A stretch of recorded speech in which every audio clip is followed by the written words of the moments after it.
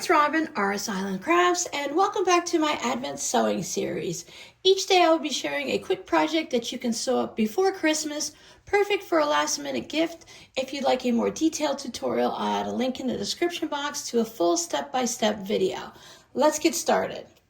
Today I am going to be making a simple coaster by using 2 charm squares. Charm squares are 5 inches. Now these actually came from the same charm pack. This one is obviously Christmas. This one is just donuts, but I'm going to put them together because they're both fun and food related. I also have a piece of cotton batting that is cut the same size as my fabrics, 5 inches. I personally prefer cotton batting because it helps absorb any condensation, and it can also help protect your table surface from all of our water bottles. Take one of my charm squares and put it on top of my cotton batting. You can choose to quilt this. Some people like to just put an X in it. You can practice some of those fancy stitches that you might have on your sewing machine. I'm going to leave mine unquilted. It also makes it a little bit faster. Layer batting one of your fabrics right side up, and then take your second fabric and put it right side down. Now you can use pins or clips to hold everything in place. I'll be stitching around it with a 1/4 inch seam allowance, a 2.0 stitch length. I do need to leave an opening on one of the sides to turn everything right side out. Backstitch at the opening so that when we turn it right side out, we don't pop the threads.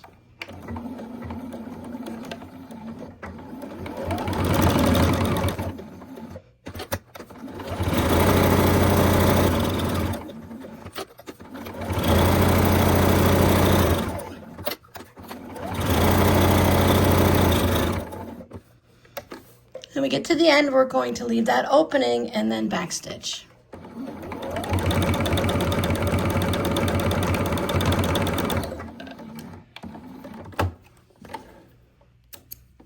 I'm going to cut a little bit off of each corner so that when I turn it right side out, there won't be all of this extra bulk in the corner area.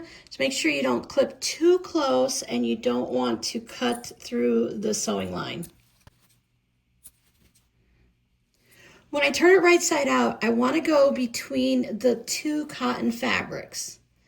If you turn it here, when you open up like this is what you'll see when you turn it right side out. So if you see just a batting in the back of the fabric, you'll know you're in the wrong spot. Just go over one more, and when we open it this way, this is what we're going to see when we turn it right side out. Pop out your corners, gently pull it through. You don't want to tear those seams.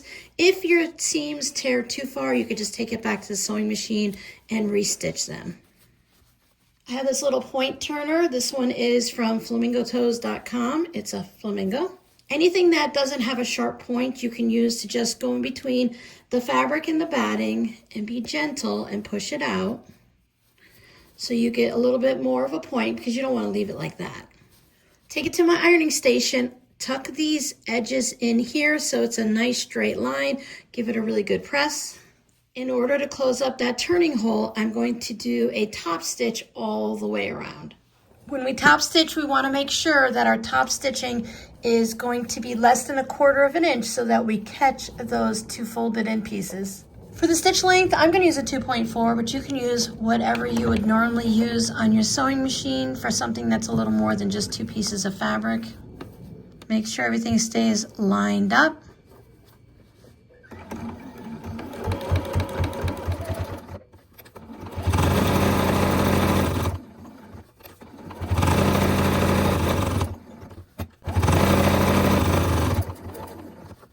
And when you get back here, go a little bit past where you started and then backstitch, and that'll lock in your beginning and ending stitching.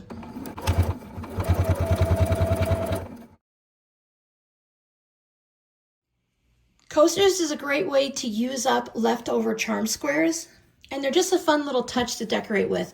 Coasters are also a great gift for teachers, office mates. You can also put this as part of a whole gift package. You can also just add this with a gift card to the person's favorite coffee shop or wherever else they might want to go, and they'll have a handmade gift to go with it. I'll put up the playlist for the 2025 Advent series if you missed any of the videos, and YouTube thinks you might like this video. See you guys next time. Bye.